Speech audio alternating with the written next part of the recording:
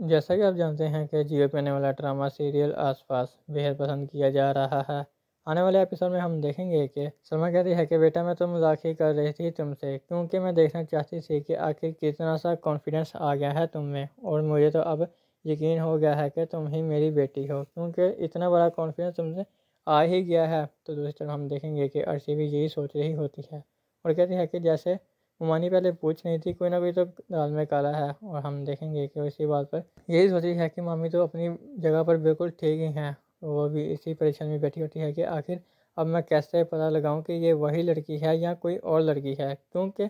कल तक जो लड़की हमारे सामने नजर नहीं थी उठाती, वो आज